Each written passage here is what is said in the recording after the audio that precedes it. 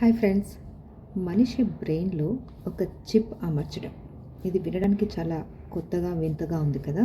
But దీన్ని ఆచరణలోకి తీసుకురావడానికి వైద్య రంగంలోనే ఒక విప్లవాత్మకమైన ప్రయోగాన్ని తీసుకురావడానికి ప్రయత్నాలు జరుగుతున్నాయి. ఇది ఎవరో కాదు చేస్తుంది, ప్రపంచ కుబేరులలో ఒక్కరిగా పేరుగాంచిన ఎలన్ మాస్క్. తను న్యూరాలింక్ ద్వారా ఈ ప్రయోగాన్ని ఆల్రెడీ ప్రయోగ దశలో ఉన్నది. ఒక వ్యక్తి మీద కూడా ఒక ప్రయోగం జరిగింది. అది కూడా ఒక రోబో ద్వారా ఈ ప్రయోగాన్ని సక్సెస్ చేశాము అనేసి కూడా ఈ మధ్య వార్తల్లో విన్నాం.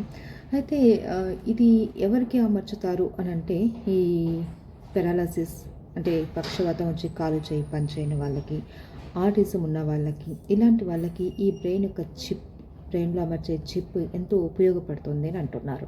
ఒకవేళ యాక్సిడెంట్ అయ్యి కాలు చేయి పనిచేయని వాళ్ళకి ఈ చిప్ అమర్చడం వల్ల ఒక బ్రెయిన్ని వాళ్ళు కంట్రోల్లో పెట్టుకొని, అలాగే బ్రెయిన్ ద్వారా ఏవేవైతే మనకి ఈవెన్ ఒక మనిషి ఏ పని చేయాలన్నా బ్రెయిన్ నుంచి మనకి సమాచారం అందుతూ ఉంటుందన్న విషయం అందరికీ తెలిసిందే. సో దాన్ని కంట్రోల్ చేస్తూ మన అవయవాలన్నీ కూడా పనిచేయడానికి ఈ చిప్ ఎంతో ఉపయోగపడుతుంది అన్న వాళ్ళ ఆ పాయింట్ తోటి ఈ చిప్ని కనుగొన్నారు.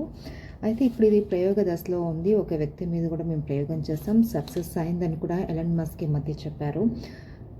ఇది నిజంగా కనుక సక్సెస్ అయితే ఇలాంటి వాళ్ళకు ఎంతో ఉపయోగపడుతుంది. కానీ దీనివల్ల నష్టాలు కూడా ఉన్నాయి. ఇది ఏంటంటే ఒక బ్లూటూత్ ద్వారా రన్నింగ్ అవుతుందనేసి అన్నారు. ఇప్పుడు మన ఫోన్స్, కంప్యూటర్స్ ఇవి హ్యాక్ అవ్వడం మనం చూస్తూనే ఉన్నాం. ఒకవేళ ఈ బ్రెయిన్ కూడా వీళ్ళు ఇలా బ్లూటూత్ ద్వారా కంట్రోల్ చేస్తే, దీన్ని కూడా హ్యాక్ చేస్తే ఎలా ఉంటుంది? నాకైతే ఇదంతా విన్న తర్వాత ఇస్మార్ట్ శంకర్ మూవీ గుర్తొస్తుంది.